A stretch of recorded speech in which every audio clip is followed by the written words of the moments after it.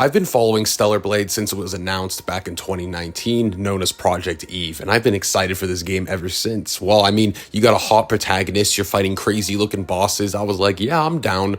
Then we heard Sony was going to publish it and they actually partnered with company Shift Up, and I actually got a little scared. The only reason is because Sony, for some reason these days, likes to censor Eastern games a little bit when it comes to things like character designs or cover art. Not insane things, but just enough to be like, okay, I don't know how they're going to like to publish Stellar Blade out of all games, but Stellar Blade is out and it's my game of the year.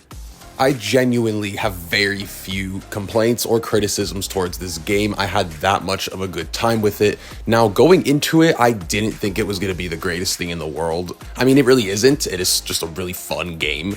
But, looking at the protagonists and the fan service and trailers, you didn't know how good this game was actually going to be, We haven't had any RPGs or action games from Korean developers that have been this high budget, so we really didn't know what we were going to get. Is it mostly going to be fan service? Is it going to be a great game with fan service? And this game has a lot to offer. The amount of content in it is actually pretty crazy to me, especially when it comes to unlockables. The amount of skins and outfits you could just find throughout the game, and mind you, they're hidden pretty well, would cost $12 to $20 a piece if you were playing most games nowadays, especially if it's a live service or gacha. I absolutely love the developers of this game, especially the director Kim. They've stated stuff like this is for console game lovers, people who want an entire package of a single player game right on release and who just want to enjoy a fun video game. Well, sir, this is a fun video game, thank you very much. So what are you doing in Stellar Blade? Well, first of all, this game is not a Souls-like. I think there's a little bit of confusion going around. The combat system has aspects of a Souls-like combat system, but even then, it's not fully Souls-like, but the game doesn't run like a Souls game. It's your typical action-adventure game. You have a few open zone areas where you're going to get to kind of explore these small sandboxes, and then you're going to be doing linear missions that are actually pretty designed well, in my opinion. They're really fun, and as you're going through these linear missions, you'll fight bosses, get to the end, you know what I mean? Stuff like that. The reason I say the combat system has aspects of a Souls-like is, well, because it does, but what I mean by that is you're kind of going to be on the defensive. You're going by the enemy's actions. You're going to wait for them to attack, and then you're going to make your move. You have to commit to a lot of moves. While there are combos and combo strings, like you're playing Devil May Cry or Bayonetta, there's not a whole bunch of them, and you can't cancel out of them very quickly. Like, you have to commit. You have a set amount of healing items that are going to replenish every time you sit down, basically your bonfire, that will also reset the enemies like a Souls game. And the bosses just kind of feel like Souls bosses. They're really intimidating, you're watching what they're gonna do, you have to memorize their attack patterns, and they could really wipe you out if you don't learn the game at least decently, whether it's parrying or dodging or just utilizing your moves well enough. But other than that, this game honestly reminds me of a PS2 game in the sense where it's just really fun and there's a lot of random gimmicky ideas thrown in here. Like, you'll go to a section, they'll just take away your sword and you only have a gun and you're running around like it's Dead Space. It's really interesting because there's a lot of sections like that where it's not just that where they'll take away your sword. They'll just throw in these weird ideas like how you're sliding down these rails almost like it's Sonic the Hedgehog, or the amount of variety in the puzzles they give you in this game, and a lot of them aren't really hard, but they're very different every time you get to a puzzle. And then something I really want to praise, but also have a little bit of criticism towards, is the platforming. So I love that Eve has a double jump. It's a really good double jump also. Every game needs a double jump in my opinion, but I love the free movement. Like, there's some areas you'll see a treasure chest and I could get to that chest totally differently than my friend did, or even the game wants me to. You'll see an area where it's like, okay, I obviously have to go this way, but if you double jump and then dash in a certain direction and you're just good with the controls, you could get to that chest however you want in a way. I absolutely love that. This is one of those games where I will just be running in a circle sometimes, just jumping around and smacking things because it feels good to just run around, and that is really fun to me. I love the freedom aspects because a lot of games these days, you feel like you're in a hallway, and not just because it's linear, but because you can't jump, you can't interact with the environment too much, but this game does a good job about it. Now, the small criticism is Eve needs to be slightly more responsive in her movements. Now, not with combat or anything, not even the jumping, but moving her around, she kind of moves like a real human being, as in she's not snappy. So you'll sometimes walk forward to go do a double jump or platforming, and your ass will just fall off the cliff. Or you're just trying to go click something like a chest, and she just walks too far ahead of the chest. So in Stellar Blade 2 or whatever is next, they need to tighten the controls when you're actually moving her around. But other than that, I loved the addition of the platforming. Some sections were really annoying, and again, going back to the gimmicky ideas, not all of them hit. There were some sections I actually wanted to bang my head into a wall, so your mileage may vary. Some of the gimmicky sections or puzzles you might find really fun and interesting, or you might just be like, I can't wait to get past this to get back to the combat. But the things they absolutely nailed are the collectibles, the combat, the bosses, and in my opinion, the side quests. These are some of the best side quests I've done in a while.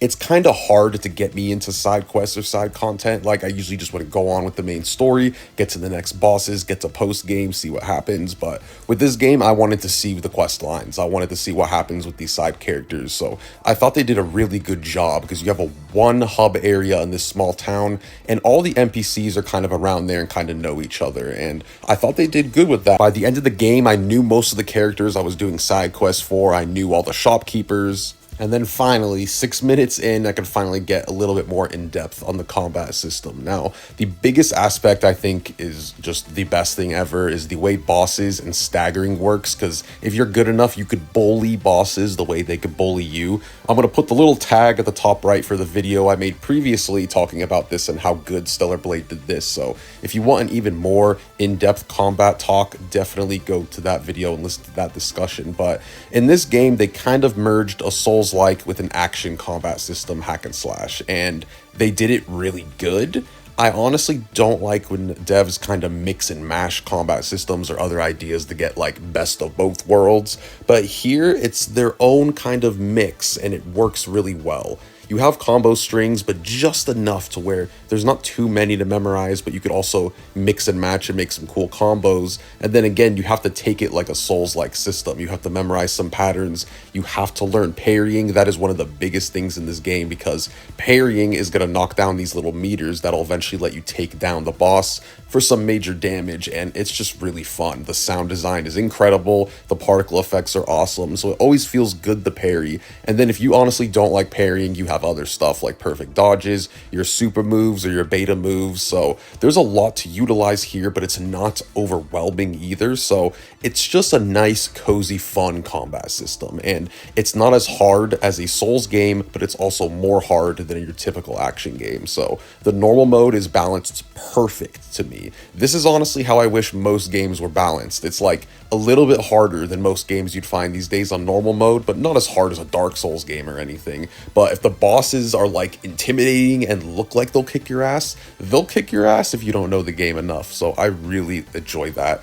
The game very much discourages button mashing. You're going to have to learn it a little bit, but you could just smack them around with your super moves and stuff for sure. There's like overpowered builds you could do. There's these WB pumps that you buy, which basically revives you every time you die. So it's not a super hard game, and there even is an easy mode, but the way they mix this Souls combat system to where you have to know your positioning, you have to know the enemy's movement patterns and your movement, I think it worked awesome. And then the game just has amazing bosses. Like, again, the staggering is perfect. There's no super armor. There's no HP sponges. The player has so much control. I really enjoy this. And then the game looks beautiful while you're doing it. No matter what graphics mode you're in, the game looks crisp. But they have 3 of them. Performance mode, which is always going to hold 60 FPS while still looking pretty damn crisp. They have balanced mode, which is going to prioritize better resolution, but also try to hold 60 frames. This holds 60 damn near most of the time, unless crazy shit is happening on the screen, but I always went with balanced mode. And then you have resolution mode, where it's 30 frames and the highest resolution, but balance mode pretty much looks just like it, so you might as well use that. So kudos to them. They know how important performance is for consoles nowadays, so I really admire how much attention to detail they put into the graphics modes. And then to give the brief overview on the story, Earth has been taken over by these monsters called the Nativa, so humanity is damn near wiped out. And then you have this colony in space where you're not too sure if it's androids or the last of humanity or or what it is, and they sent down their super soldiers, and one of them is Eve, and that is your protagonist. You eventually meet up with this guy named Adam and this girl named Lily, and you go from there, and these characters are honestly pretty cool. A lot of people thought they were boring, but aside from Eve, who can be a little bit boring sometimes, I know the protagonist ended up being the worst one in my opinion. Lily and Adam I thought were really fun, especially Lily. Her personality is always shining. Again, some of the NPCs were actually pretty good, and in general, Eve is interesting. She cracks me up how monotone she could be sometimes. She comes off just robotic, but that is kind of how she's supposed to be, and she's not like that all the time. She doesn't know Earth, so she's learning the world as she goes, but overall, I enjoyed the cast of this game. Not the craziest thing in the world, but they were characters I enjoyed following. And then the story is another one of those things where I thought it was interesting, it kept me along, but it wasn't good, like gonna blow you away or anything like that. They take a lot of biblical references, so if you like things about religion and things like that, you'll probably find the story at least somewhat interesting, but it definitely did its job, and I wanted to get to the end to see what happened. I also enjoyed the endings. I thought they did a good job on making the character have to choose at the end of the game to get a certain ending. And then again, there's so many ways to customize Eve. Just exploring this world is pretty fun. I think they did the level design pretty well. And you just get a bunch of outfits that you could just dress her up in. Now, to address the censorship stuff a little bit, because I know people are going to ask this in the comments, I don't think it's a big deal, to be honest. I think Shift Up made this final version of the game so it gets shipped out everywhere exactly the same. I actually don't think Sony went in and changed it after the fact. I think they got a middle ground to keep everything basically how they wanted it, but working the same in every region. So it's not the biggest deal in the world. I don't have a problem with people fighting for what they want to fight for, but we have an amazing game right here that is just showing off fan service and fun single player console games. To be honest, I don't think these crazy boycotts are necessary, but I definitely see all that ensuing, and honestly, I think people just need to take the W that we have Stellar Blade here in our hands. But yeah, that stuff I didn't pay too much attention to. I think people should just enjoy their games. I don't think Sony went too hard on this one. To be honest, the fact that they're even publishing this and gave Shift Up this much money to give us a game like this, I'm pretty damn hyped and pleased. But yeah, Stellar Blade is my game of the year for 2024, and I don't see anything really taking it. I'm still going through Final Fantasy VII Rebirth, and while it's incredible, Stellar Blade is just my type of game. I like the platforming. I love the mix of Souls combat with action combat. I just loved the game in general. The soundtrack and characters also really got to me. I'm about to be on New Game Plus 3, and when I do that for a game, you know I really enjoyed it. So I wholeheartedly recommend Stellar Blade. I hope you guys enjoyed the video, and I hope you're having a fantastic day. I'm so excited to see more games from Korean developers after seeing Liza P and Stellar Blade. Let's see what they got cooking, guys. I'm ready for it, but I'll see you in the next video. Peace.